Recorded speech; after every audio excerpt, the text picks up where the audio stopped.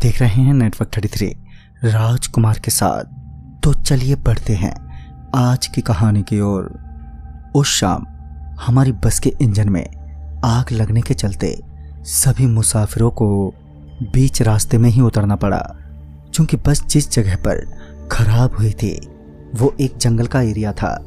ऊपर से सूरज भी छिपने को था, तो मुझे जल्द ही आगे के लिए कोई दूसरी व्यवस्था करनी थी।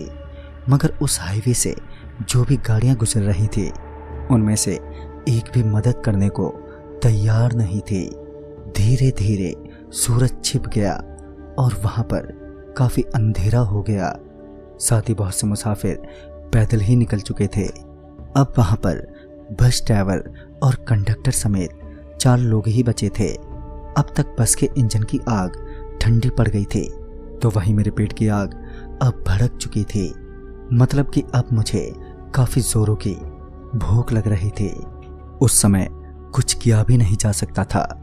जैसा कि बस वाले ने कहा था कि कुछ घंटों में उनकी दूसरी गाड़ी आने वाली है, मगर दूसरी बस तो नहीं आई।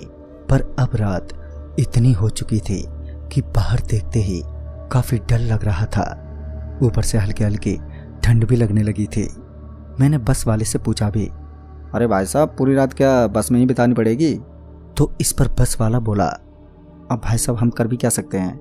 मैंने तो फ़ोन जब ही कर दिया था, अब तक तो उन्हें आ जाना चाहिए था, मगर अभी तक आए नहीं। आप ही बोलो, मैं क्या कर सकता हूँ? उसकी बात तो ठीक थी, वो बेचारा तो खुद फंसा था। मैं चुपचाप बस की एक सीट पर बैठ गया। वो अलग बात थी कि मेरी जुबान की जगह मेरा पेट चिल्लाए जा रहा था। तभी बस अपने आप ही हिलने लगी और बस का कंडक्टर भूकंप भूकंप चिल्लाते हुए सबसे पहले बस से भागा। उसके बस से उतरते ही मैं भी बस से उतरकर कुछ दूर जाकर खड़ा हो गया। बस अभी भी जोरों से हिले जा रही थी, मगर हैरानी वाली बात तो ये थी कि उस वक्त कोई भूकंप नहीं आया था, मगर वो बस फिर भी जोरों से हिले जा रही थी। मैं अभी बस के इस तरह हिलने की वजह को जानने में ही लगा था कि बस ड्राइवर और कंडक्टर भूत भूत चिल्लाते हुए वहां से भागे और उनके साथ ही वो मुसाफिर भी। ऐसे में मेरे को भी वहां से भागना पड़ा। मैं अभी रोड पर दौड़े ही जा रहा था कि तभी सड़क से कुछ ही दूरी पर मुझे कुछ लोगों की भीड़ नजर आई। उस भीड़ को देखते ही मैं उस भीड़ की तरफ दौड़ने लगा। फिर जब मैं थोड़ा उस भीड़ के करीब पहुंचा तो मैंने देखा कि सब के सब एक स्वर में अपनी मौत मांग रहे हैं। फिर जब मैंने उन्हें ध्यान से देखा तो पाया कि उनके बीच में एक बड़ा ही लंबा चौड़ा आदमी बैठा है, जिसे घेर कर वो सारे खड़े थे। मुझे लगा कि यहाँ से उल्टे पांव भागने में ही मेरी भलाई है, और मैं बिना किसी देरी के वहां से भागा। पर मैं जैसे ही भागते हुए वापस सड़क पर पहुंचा तो मैंने बस ड्राइवर और कंडक्टर को सामने खड़ा पाया। मुझे लगा कि वो दोनों मेरी मदद के लिए आए हैं, मगर जब उन दोनों ने कहा मेरी जान ले लो, तो ये सुनते ही मैं समझ गया कि अब इनका भी खेल खत्म हो चुका है। फिर मैं उनके बगल से निकलते हुए वहां से भागा, और भागते हुए जब मैंने पीछे पलट कर देखा तो ड्राइवर और कंडक्टर की पीठ छिली हुई थी।